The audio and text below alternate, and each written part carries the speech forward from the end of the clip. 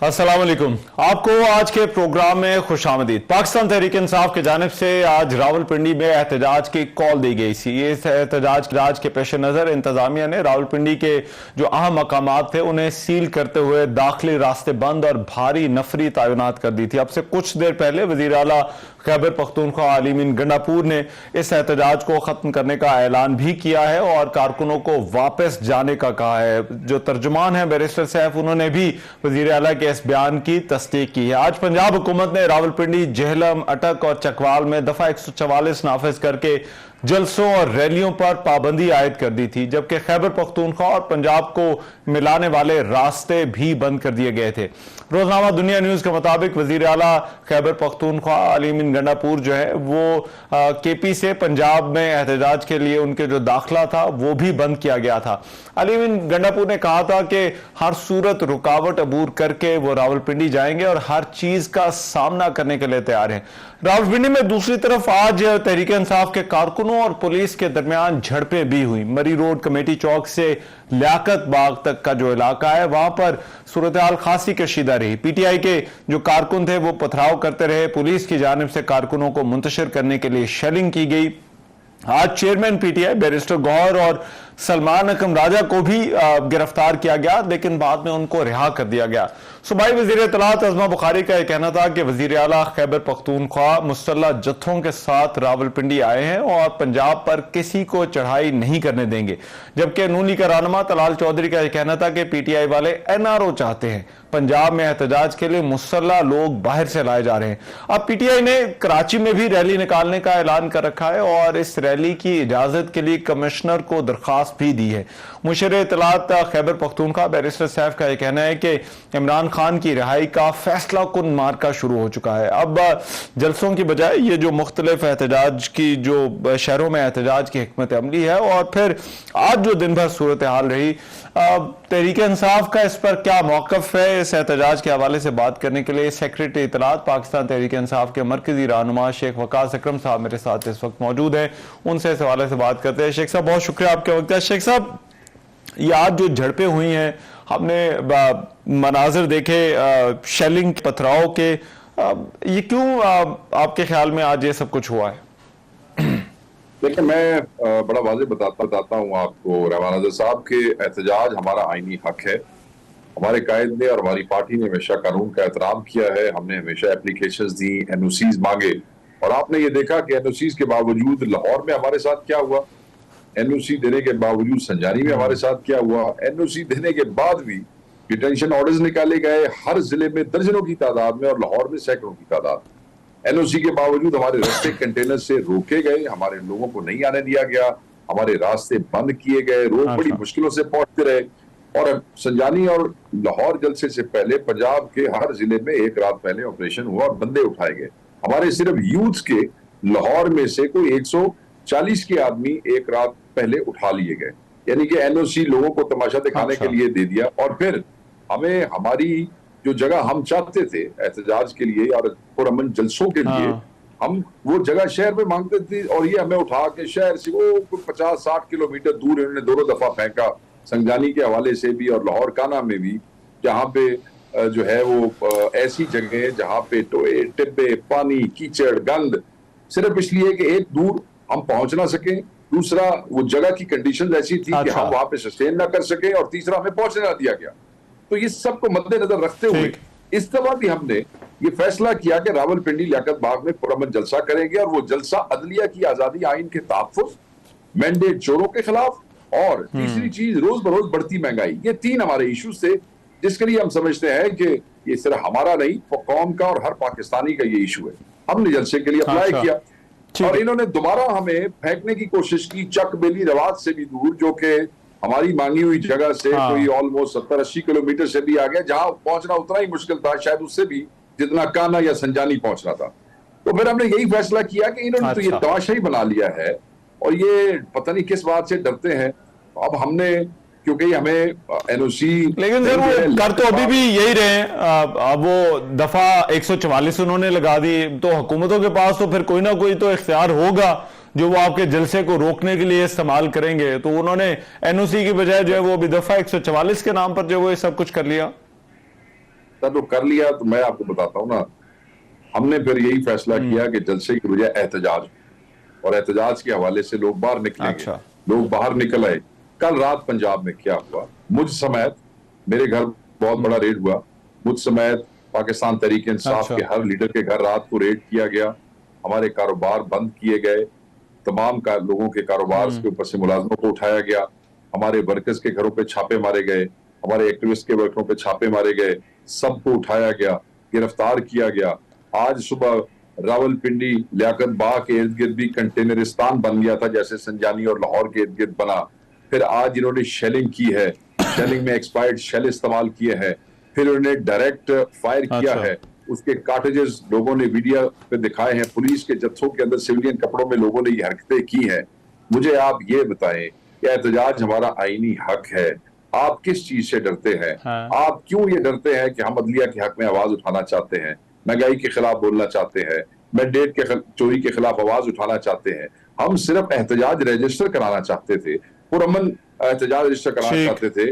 मगर मैं बहुत खुश हूं और मैं बहुत मुतमईन हूं कि हमारे वर्कर्स, निहत्ते वर्कर्स, पुरअमन वर्कर्स, निहत्ते कायदीन, पुरअमन कायदीन, हमारे लोगों को गिरफ्तार किया गया, हमारे कायदीन को गिरफ्तार किया गया। अच्छा। दर्जनों नहीं सैकड़ों पीटीआई के वर्कर्स इस वक्त जेलों में डाले गए, शेलिंग की गई, मगर वो नहीं रुके, वो पूरा दिन शेल बर्दाश्त करते रहे। अच्छा। वहां पे पहुंचे। शाबाश है हर उस शख्स को जिसने आज बड़ी कामयाबी के साथ इस फाशिस्ट हुकूमत के इन होशे हथकंडों का मुकाबला किया है। और मैं ये समझता हूं लेकिन कि पिंडी ने बता दिया है। जी ठीक है। जी सर, पिंडी ने बता दिया है। बताइए पीटीआई के पास अब आगे का क्या रास्ता है? क्योंकि देखिए हमारी अंडरस्टैंडिंग ये है कि हुकूमतें रुकावटें खड़ी करेंगी, चाहे वो एमएसपी हो, चाहे वो 144 हो। सर मेरे गुजारिश सुन लीजिए। तो क्या ये जो अभी इस वक्त हुकूमत कर रही है, अब ये बहुत ज्यादा गैर मामूली है? मैं पूछना आपसे ये चाह रहा हूं क्योंकि अंडरस्टैंडिंग तो ये है कि हुकूमतों ने ये सब कुछ करना है आपका एहतजाज रोकने के लिए। ऑपोजिशन जब ये एहतजाज करेगी तो आगे से हुकूमत भी रिस्पॉन्ड इसी तरह से करेगी। सर ऑपोजिशन एहतजाज कर रही है ना, हम खुदा ना खास्ता कोई असी कोई पुरतशद्दुद काम तो नहीं कर रहे, असी तो एहतजाज कर रहे हैं, आवाज उठा रहे हैं, और वो हमारा हक है, आईन और कानून हमें हक देता है। आपको क्या उससे तकलीफ है? बात सीधी सीधी है रहमान अदर साहब। आपने पूछा कि क्या आगे होने जा रहा है। इस एहतजाज का दायरा वसी होने जा रहा है। ये बड़े जिलों से होते हुए, छोटे जिलों से होते हुए, पाकिस्तान का हर शख्स अदलिया की आजादी के लिए, रोज बरोज बढ़ती महंगाई के लिए, मैंडेट चोरों के खिलाफ। देखो ना जी, 17 सीटा इन्हें रिपोर्टरली जितियां ने और ਉਹਦੇ ਨਾਲ बिठा दिता गया इतने हुकूमत दे के। और अब ये उस हुकूमत से एक इलिजिटिमेट गवर्नमेंट जो है, एक जिसका कोई अखलाकी जवाब नहीं है, फॉर्म 47 की गवर्नमेंट, वो अदलिया पे ऐसे हमले कर रही है कि वो अदालत भी अपनी बनाना चाहती है, वो अपने जजों को ट्रांसफर भी करना चाहती है। इस्लामाबाद हाई कोर्ट के 6 जजों को सजा देने के लिए एक नया कानून लाना चाहती है। अच्छा, फिर वो फंडामेंटल राइट्स आर्टिकल 8 को छेड़ना चाहते हैं, फिर वो 63A के ऊपर बात करना चाहते हैं, फिर 1199 को छेड़ना चाहते हैं। अल्लाह के बंदे हो, तो पाकिस्तान, मतलब वो 1973 के आइन की रूह जो है वो कांप रही है ये सुन के ही कि ये हमारे साथ करना क्या चाहते हैं। और फिर उसलिए इन्होंने मेरे जैसे बहुत से लोगों को पार्लियामेंट में से अगवा कर लिया। पार्लियामेंट्स की तारीख में दुनिया में ये वाहिद और बदतरीन और गलीज वाकया हुआ कि जहां पार्लियामेंटेरियंस को अबडक्ट किया गया, वहां से उससे अली तक कुछ नहीं जो होया। अच्छा, उसके बाद हमारे बंदे उठाए गए। नहीं तो उसके बाद कल सर मेरी गुजारिश सुनो सर, फिर तो यही मार कुटाई लगी रहेगी। पार्टी पे ऑलरेडी बहुत सख्ती है, तो फिर ये कारकुनान इसी तरह से निकलते रहेंगे, यही झगड़ा होता रहेगा जिस शहर में एहतजाज की। मैं ईमान साहब, आज आपने जज्बा देखा है कारकुन का? जज्बा देखा आपने कारकुन का? जिस वक्त उनको ये भी अभी कहा जा रहा है कि भाई हमने एहतजाज मुकम्मल हुआ, हमने अपनी आवाज पहुंचा दी जो पहुंचानी थी, हुकूमत को अपनी औकात का अंदाजा हो गया और तुम्हें भी अपनी ताकत का अंदाजा हो गया, वापस आ जाओ।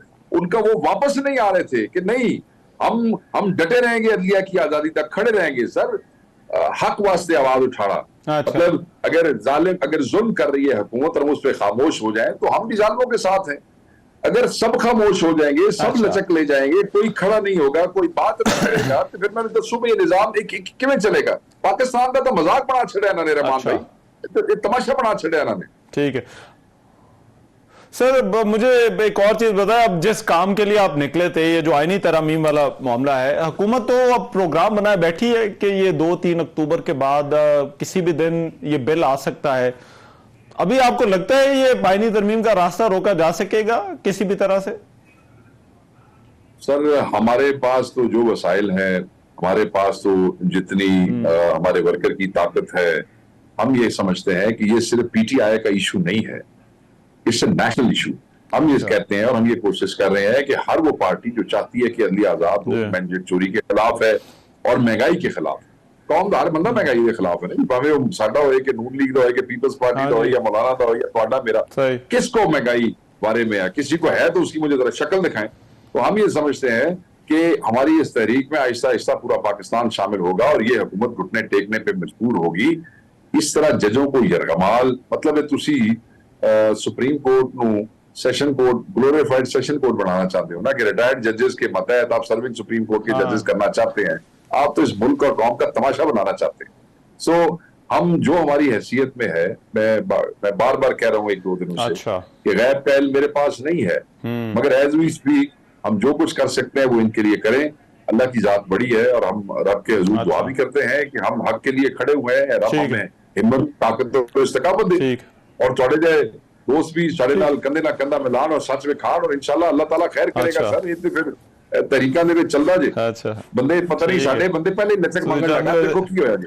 आपके रिपोर्टर्स को मारा है, आपके रिपोर्टर्स गिरफ्तार किए हैं, फील्ड रिपोर्टर्स, सिर्फ एक चैनल के नहीं, एक निजी चैनल के नहीं, वो हैदर शराजी के अलावा को 10-15 मुझे लड़के मिले भी। मैंने एक प्रेस कॉन्फ्रेंस की, आप ये देखें कि इन्होंने प्रेस कॉन्फ्रेंस हमारी ब्लॉक की और इन्होंने बिल्कुल ब्लैकआउट किया। आपके मीडिया के चैनल नहीं दिखा सके हमारी प्रेस कॉन्फ्रेंस, जिसमें हमने कहा कि भाई आप ये क्या कर रहे हैं। तो ये इतने कम्बे पै जे इन्होंने और इन्फॉर्मेशन मिनिस्टर इन्होंने जेडे वो आंदे ने लोग जेडे टीवी ते वो कहानियां सुना रहे ने, वो भाई तुसी कम गए सो, तुहाड़ियां लत्तां हिल गईयां सन। अगर आपको हमारा डर कोई नहीं है, हमसे घबराहट कोई नहीं है, देना सी बंदे आते एहतजाज रिश्ते करते वापस चले जाते। But what they have done is made a mockery of the law and they are basically disrupting the peace. निहत्ते लोगों, निहत्ते वर्कर्स के ऊपर आके। राइट, ठीक, बहुत शुक्रिया शेख वकास अकरम साहब हमारे साथ मौजूद। सेक्रेटरी इत्तलात पाकिस्तान तहरीक इंसाफ बात कर रहे थे और आज के एहतजाज के हवाले से जो है वो अपना मौक़िफ़ दे रहे थे। प्रोग्राम में भी एक ब्रेक शामिल करते हैं, वापस आते हैं इस ब्रेक के बाद।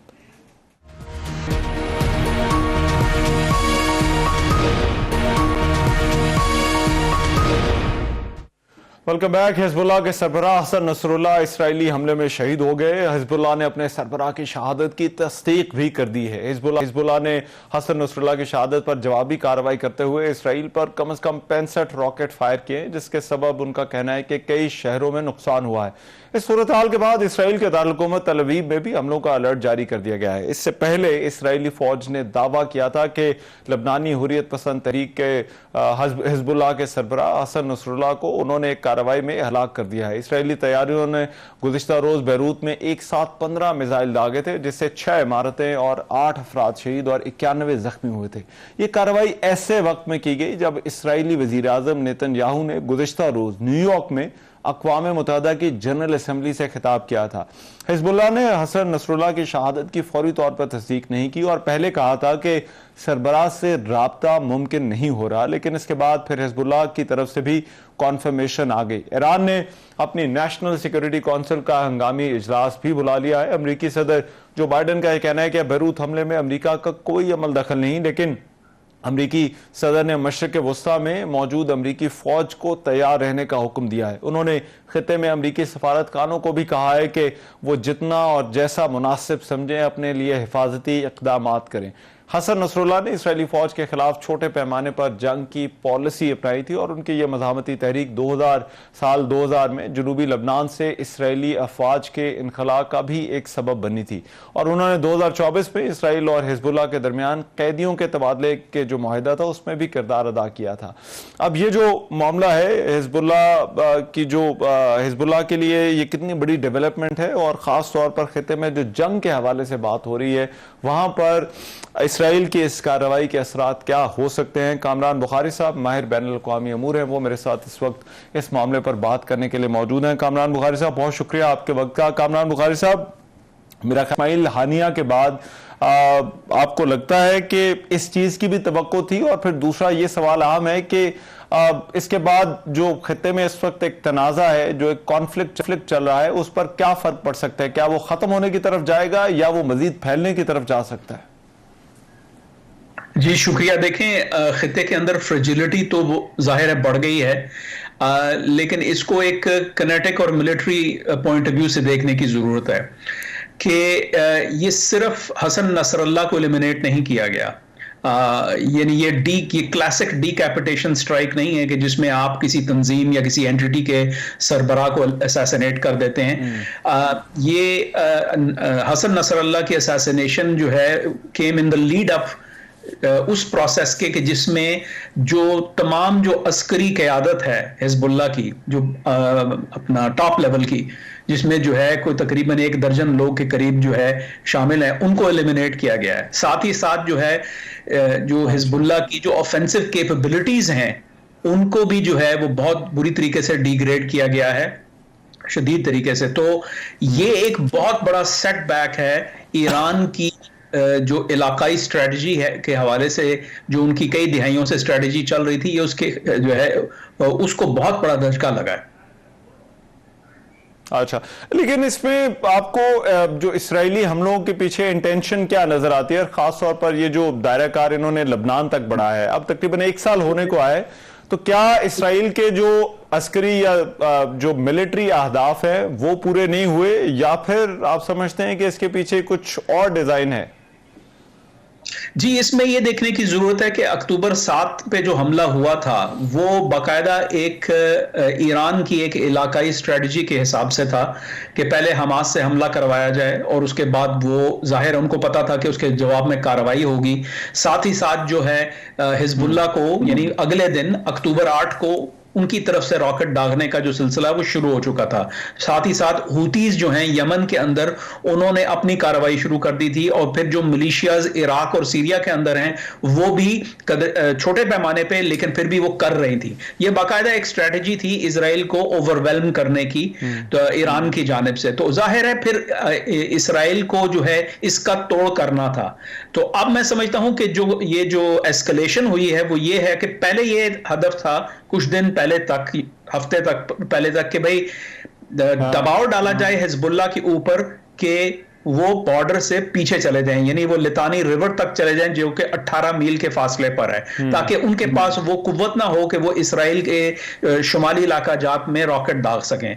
तो कहीं जो है आई थिंक कि इसराइली क़यादत ने यह तय किया कि जब उनको कुछ कामयाबियां हासिल हुई अपनी जो है जो ऑफेंसिव के थ्रू, तो उसके बाद उन्होंने तय किया कि क्यों ना इस मौके का फायदा उठा के तो अपना हिजबुल्लाह को डिग्रेड किया जाए, क्योंकि फिर यह है कि उसका यह होगा कि उसको दोबारा रिवाइव करने में कई साल लगेंगे। ठीक है, और इसका रद्देमल आप मुमकिन तौर पर क्या देखते हैं खित्ते के अंदर? अगर आप ये कह रहे हैं कि इसने ईरान को एक ऑकवर्ड पोजीशन पे ला खड़ा किया है, और इससे पहले भी जब इस्माइल हानिया वाला मामला हुआ था तो उस वक्त फिर ये जरूरी समझा गया कि अब कुछ रद्देमल आ सकता है। आपके ख्याल में अभी इसके असरात क्या हो सकते हैं? क्या मुमकिन रद्देमल आ सकता है? देखिए, ईरान इस वक्त एक तरफ बहुत ज्यादा प्रेशर में आ चुका है। इतना ज्यादा प्रेशर ईरान के ऊपर कभी नहीं था कि वो इसराइल के खिलाफ जवाबी कार्रवाई करें। गुज़श्ता कई सालों से उनके जो है ना इलाके में आकर इसराइली जो ऑपरेशंस थे, इंटेलिजेंस ऑपरेशंस थे, वो न्यूक्लियर साइंटिस्ट को जो एलिमिनेट कर रहे थे। मेरा एक मजमून था 2020 में वॉल स्ट्रीट जर्नल के जरीदे में, जिसमें उनके जो न्यूक्लियर साइंटिस्ट मोहसिन फखरीजादा थे, उनका जो कत्ल हुआ था। और तो बहुत जो है कई सालों से दबाव बढ़ रहा है। फिर जब इनके अप्रैल के अंदर इनके जो कौंसल खाने के अंदर हमला हुआ शाम के दारुल हुकूमत दमिश्क में, तो उसके बाद फिर हमने देखा कि इन्होंने वो 300 मिसाइल यानी बैलिस्टिक और क्रूज मिसाइल और ड्रोन्स दागे, लेकिन उसका कोई खातिर ख्वाह कोई नुकसान नहीं हुआ। तो अब सवाल ये उठता है ईरान के लिए कि वो बहुत बुरी तरीके से जो है वो एक्सपोज हो चुके हैं, उनकी वीकनेस। तो अब ऐसी क्या कार्रवाई करेंगे कि जिससे वो अपनी ताकत का मुजाहरा करें, ना कि मजीद उनकी वीकनेस एक्सपोज हो, फिर उनको ये भी नहीं पता कि इसराइल जो है किस हद तक मजीद जा सकता है। तो इसी वजह से हम देख रहे हैं कि जो उनके सुप्रीम लीडर हैं आयतुल्लाह अली खामेनेई, उनको एक महफूज जगह पे मुंतकिल कर दिया गया है, उसकी खबरें आ रही हैं। क्यों वो ऐसा कर रहे हैं? क्योंकि उनको ये है कि भाई इसराइल के पास क्या कैपेबिलिटी है ये हमें नहीं पता। तो मैं समझता हूं बहुत ही एक डिलेमा है। तो आई थिंक कि जो है इसमें देखने की जरूरत है कि किस किस्म की कुछ तो अलामती कार्रवाई होगी कि उनकी तरफ से कोई अलामती जो है ना हमले होंगे। अच्छा, लेकिन ये है कि मैं कामरान बुखारी साहब जी, लास्टली मुझे ये बताइएगा कि हिजबुल्लाह की जो तरीका कार था या जिस तरह से वो इस इलाके के अंदर कार्रवाइयां करते थे, या उनकी जो मौजूदगी थी लबनान के अंदर, हसन नसरुल्लाह एक तरह से फेस थे हिजबुल्लाह का, उनका जो एक इमेज था वो जुड़ा हुआ था हिजबुल्लाह जो भी कर रही थी। तो इसको आप किस तरह से देखते हैं लबनान की सियासत पर, और फिर जो हिजबुल्लाह जो कुछ कर रही थी उस पर हसन नसरुल्लाह के जाने का क्या असर पड़ेगा?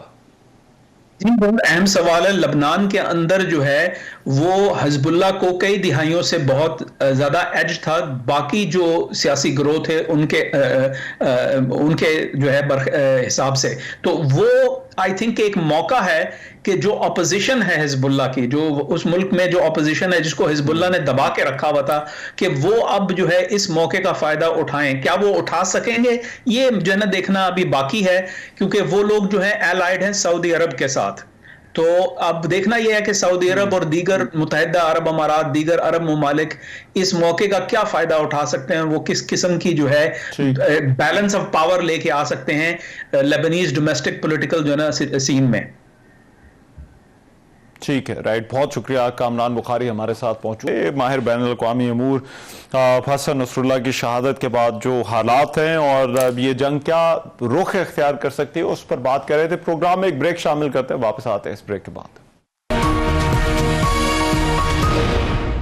Welcome back. हुकूमत आने वाले दिनों में अदालती इस्लाहात पर मबनी आईनी तरमीम की मंजूरी को यकीनी बनाने के लिए कोशिशें कर रही है। इम्कान जाहिर किया जा रहा है कि हुकूमत इन तरमीम को अक्टूबर के पहले हफ्ते में मुकम्मल करना चाहती है। दोनों ऐवानों के इजलास भी आइंदा हफ्ते बुलाए जाने का इम्कान है। मीडिया के मुताबिक इसकी वजूहत ये भी हैं कि इस्लामाबाद में शंघाई ताउन तंजीम के सरबराहान हुकूमत का इजलास वस्त अक्टूबर में हो रहा है, जिसके लिए मंदूबीन की आमद का सिलसिला अक्टूबर के दूसरे हफ्ते में शुरू हो जाएगा। अब ये जो है वो तरमीम का मामला, और फिर क्या मौलाना फजल रहमान को हुकूमत कायल कर सकेगी या नहीं, हुकूमत के इत्तेहादी इस पर क्या राय रखते हैं, इस पर बात करने के लिए शाज़िया मरी साहबा इस वक्त मेरे साथ मरकजी रहनुमा है पाकिस्तान पीपल्स पार्टी की, उनसे बात करते हैं। शाज़िया मरी साहबा, बहुत शुक्रिया आपका वक्त का। शाज़िया मरी साहबा, सबसे पहले तो बताइएगा, हुकूमत तो इशारे दे रही है, कहीं ना कहीं हिंट्स दिए जा रहे हैं कि अगले हफ्ते ये तरमीम लाई जा रही है, तो चीज़ें हुकूमत की, उनके जो इत्तेहादी हैं, क्या सेटल हो गई हैं, इस तरमीम के लिए तैयारी हो गई है?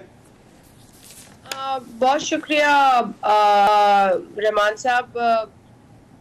काफ़ी बातें जो हैं वो हो भी चुकी हैं आईनी तरमीम जो हैं उनके हवाले से, और जो पेशकश पाकिस्तान पीपल्स पार्टी की और जो डिमांड भी रही है एक अरसे से, जिस पर हम बहुत ज़ोरों शोर से अब काम भी कर रहे हैं, क्योंकि हमें लग रहा है कि एक आईनी पैकेज अगर लाया जाए और उसके अंदर जिस तरह की हमारी प्रपोजल्स रही हैं वो शामिल ना की जाए तो ये ज्यादती होगी, क्योंकि पाकिस्तान को इस वक्त जिस तरीके से चेयरमैन पाकिस्तान पीपल्स पार्टी ने भी कहा है कि इस वक्त हमें अशद जरूरत है आईनी अदालत की और कॉन्स्टिट्यूशनल कोर्ट की, और पाकिस्तान के अंदर जो इंसाफ का निज़ाम है उस ढांचे को बेहतर करने की ज़रूरत है, ठीक करने की ज़रूरत है। इसमें तो कोई दो राय नहीं है कि इस वक्त जो निज़ाम है वो टूट फूट का शिकार है, कहीं से रिलीफ मिलती नज़र नहीं आ रही। जुडिशरी की तरफ देखें तो रिलीफ नहीं मिलती, हुकूमत को भी दुश्वारियां हैं, लेकिन सबसे बुनियादी जो किसी भी मुआशरे की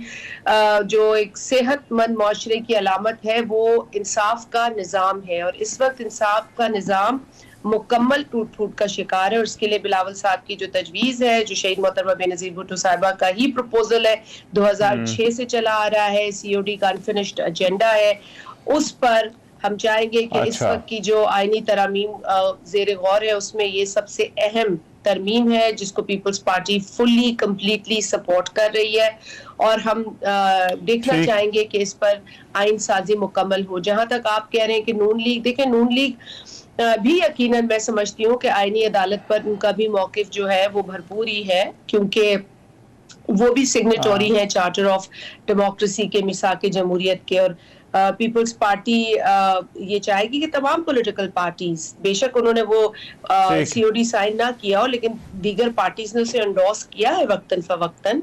तो हम समझते हैं कि जब तमाम पॉलिटिकल पार्टीज का इसमें ये ओपिनियन है कि पाकिस्तान की जरूरत बेहतर इंसाफ का निजाम है, आईनी अदालत का कयाम है, तो इसमें रोड़े अटकाना सिर्फ इस बुनियाद पर कि कोई किसी को पसंद नहीं करता या किसी को कोई बर्दाश्त नहीं है, मेरा ख्याल है इस वक्त ये बहस अब खत्म हो जानी चाहिए। दुनिया में बैनुल-अक़वामी सतह पर जो हालात हैं वो भी अब इस तरह के संगीन मामलात हो गए, जैसे आज भी मेरा ख्याल है अपने शो पे भी इसका यकीनन बात आप करेंगे कि जो लेबनान में हो रहा है वो बहुत तकलीफ है। जो इस वक्त हालात है हमारे फलस्तीनी भाई बहनों के साथ, जो ज्यादती, जुल्म, बर्बरियत हो रही है, वो भी एक हकीकत है। अब हम कब तक अपनी अंदरूनी लड़ाई लड़ेंगे और एक अच्छे काम का रास्ता रोकेंगे जो रोकना चाहते हैं?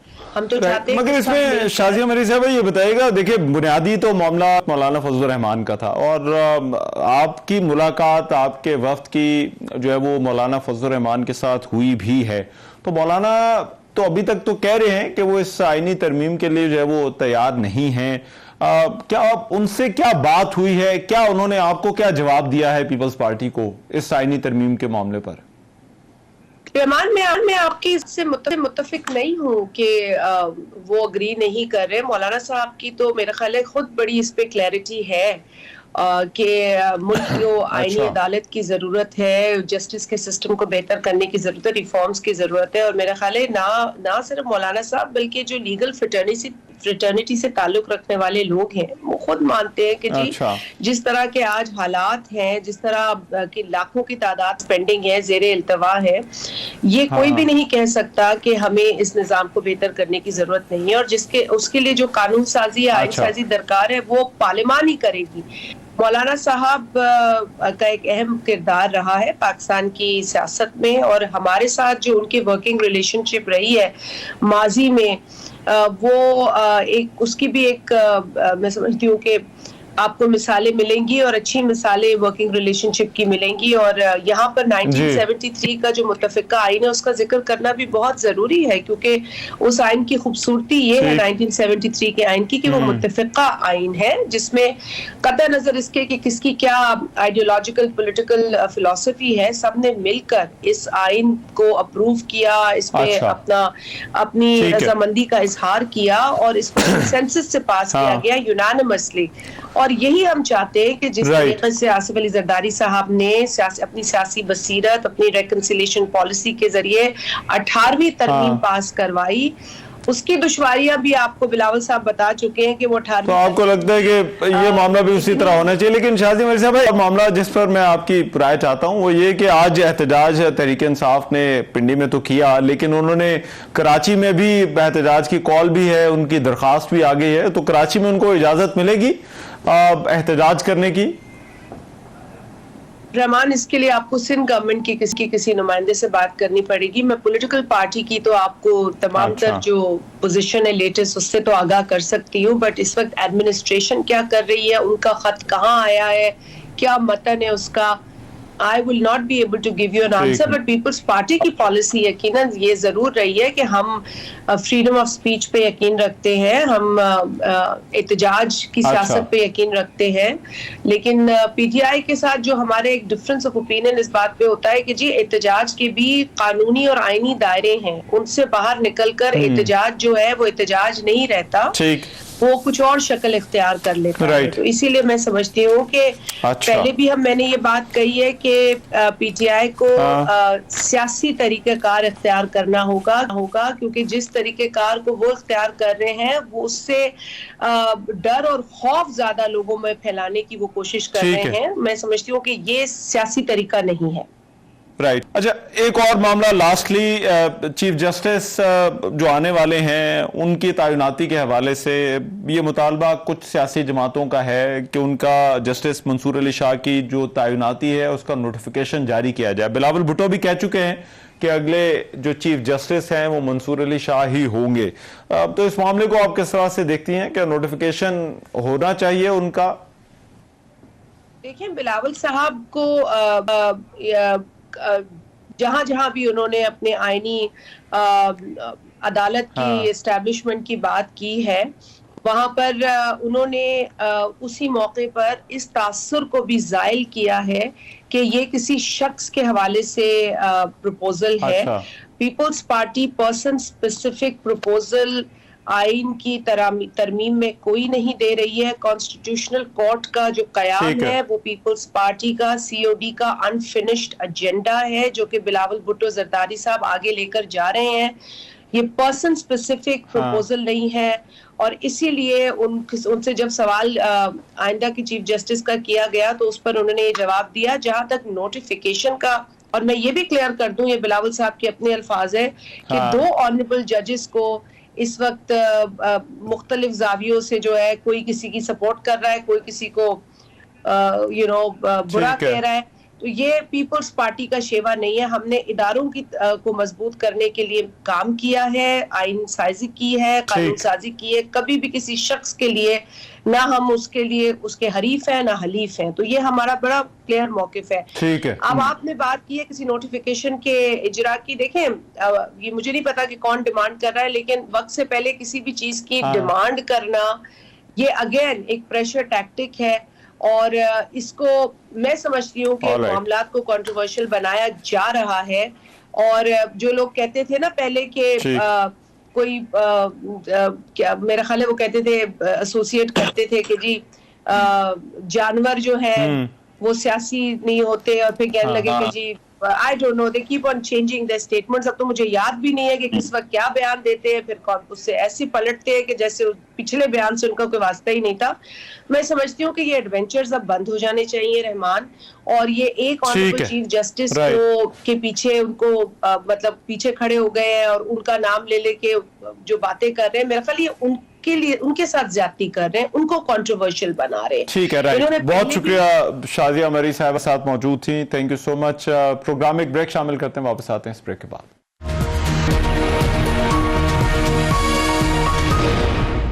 उम्रे के वीजे पर बड़ी तादाद में भिखारियों के सऊदी अरब जाने की शिकायत की गई। सऊदी हुकाम ने कहा था कि अगर पाकिस्तानी हज और उम्रे की आड़ में सऊदी अरब भीख मांगने वाले आने वाले भिखारियों को नहीं रोकता तो उसके पाकिस्तानी हुज्जाज और उम्रा ज़ायरीन पर मनफी असरात पड़ेंगे। इस वार्निंग के बाद पाकिस्तानी वजारत मजहबी अमूर ने उम्रा एक्ट लाने का फैसला किया, जिसका मकसद उम्रे का इंतजाम करने वाली ट्रेवल एजेंसीज को रेगुलेट करना है। एक्सप्रेस ट्रिब्यून की खबर के मुताबिक इससे पहले भी सऊदी सफीर ने वजीर दाखिला मोहसिन नकवी से मुलाकात करके उन्हें इस इशू के हवाले से इक़दामात करने का कहा था, जिसके बाद FIA ने भिखारियों के खिलाफ क्रैकडाउन करने का जो है वो उसको टास्क भी दिया गया था। 1 महीने पहले भी कराची एयरपोर्ट पर सऊदी अरब जाने वाले तैयारे से 11 ऐसे भिखारियों को ऑफलोड किया गया था। अब ये जो लोग हैं ये ना सिर्फ मुल्क की बदनामी का बाइस बनते हैं, ना सिर्फ सऊदी अरब में बल्कि बाकी मुल्कों के अंदर भी जो है वो खलीज ममालिक में जहां जहां ये लोग जाते हैं वहां पर मुल्क की बदनामी का बाइस बनते हैं। तो हुकूमत को चाहिए, ये अच्छा फैसला है, इस पर मजीद सख्त इक़दामात करे। आज के प्रोग्राम से इतना ही, इजाजत दीजिए, अल्लाह ने